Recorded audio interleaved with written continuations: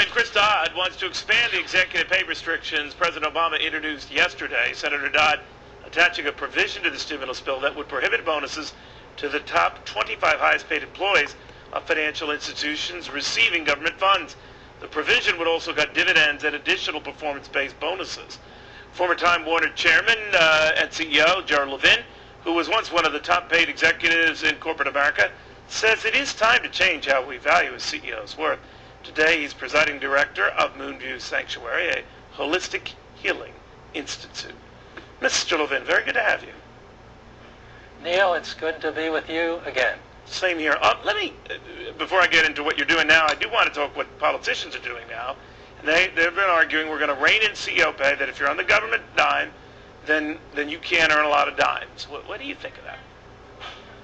Well, I think what's happening, you never know when you're living through a revolution. We think that this is pretty much the government interfering again, and corporations will find a way around it. I think it's time to relook exactly how CEOs are paid.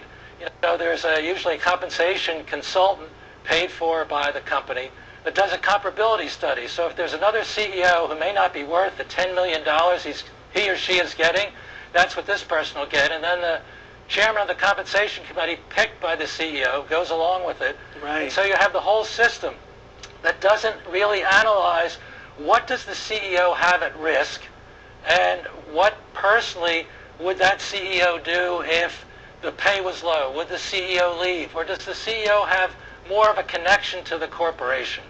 Let me ask you this. Years and years ago, we tried to correct this problem by not allowing companies to write off salaries in excess of $1 million, and we wanted it to be heavy stock compensation, so they're incentivized to do well and to help the company and the shareholders and all do well. And then that went out of whack. Now the government seems to be saying, you know, that's crazy. But are they going the other way? And are they sending a message to companies not getting bailed out that we're kind of setting pay targets for you as well? Again, this looks like it's a TARP activity. But I think it's the beginning of this revolutionary president saying it's time to relook exactly how we run our corporations. And I think that's long overdue. Who are our CEOs? How are they selected? Do they live in a bubble of perks? What about boards of directors? Are they asleep or are they paying attention? I mean, obviously something has happened here to put us in a situation that is not healthy for the nation. And my own view is that, you know, this may seem a little odd, the person who's had more scrutiny to get a job happens to be President Obama. He ran for 2 years. There isn't a thing we don't know about him. We know about his family, his character, his values, what his program is. What about something similar for CEOs? And by the way, we're hearing a lot from this president. He's communicating. Where do we hear from the leadership in corporate America about what's going on? You're interviewing the senators. I think that's very healthy. But let's hear from corporate America. I also think, Neil, just as my own personal view, it's time to relook exactly what the modern American corporation is supposed to be doing. Right now, the law says it's totally in the interest of shareholders. How about importing another co-equal standard that companies should operate in the public interest as well? Then maybe they would have paid attention to the housing bubble, mortgages, what's happening in the community. When you lay off people, do you do it with humanity?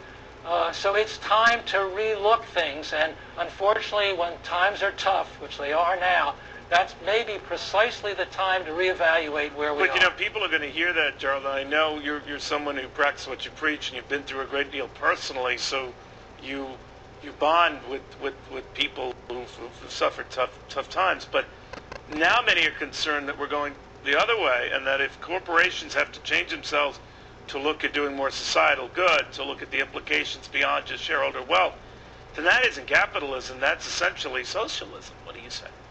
No, I've been watching Fox Business News, of course, and, there's a feeling that, hey, the government is interfering with the mighty hand of capitalism. I don't think we've had pure capitalism for some time. We do have a form of a mixed economy.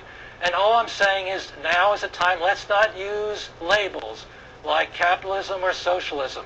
Let's not bicker from a partisan point of view, liberal or conservative. Let's, the corporation is relatively a modern phenomenon. But let me answer it, but Gerald, to that end, though, do you think that the message from this White House, certainly from a lot of the CEOs I talk to, is that they don't like us? They don't like wealth. They don't like success. They don't like people who might earn a lot more than they do, and now they're coming at us with guns ablaze. No, I don't think that's true. I mean, that's easy to say, and I don't think there's going to be a lot of sympathy for that kind of CEO reaction. Just like in the Senate now, the two parties should be going over every part of that bill and coming up with what's best for America. If the CEOs would stand up and say, we're being unfairly targeted, instead of saying that, say, all right, how can we work to really get this country back on track by, having some kind of public-private partnership? It doesn't mean the end of capitalism. It doesn't mean we're not going to compete on a world stage. It just means we've got to have, instead of this nasty fight that seems to be taking you're right. place. But I hear what you're saying, but Joe, real quickly, we'll crunch your time. But if you were policing my books and you had a track record of being pretty good at it and you've done some pretty historic, monumental things, I don't think I'd mind. But looking at the government assuming that role and then pointing fingers, it would kind of be like me owning a fitness center. No one would buy it. You know what I'm saying? And that's why I think people are kind of have the heebie-jeebies about this. No, I hear what you're saying, and government's ability to manage effectively is certainly in question. But private corporations' ability to manage effectively has also been brought into question. So what do we do about it? Well, you're right do we about go back to the old?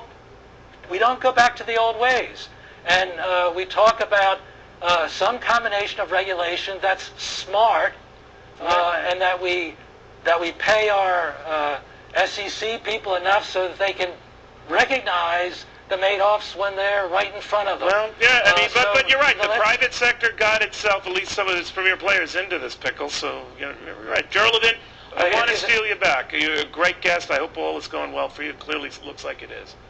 Be well. It is. Thank you very much.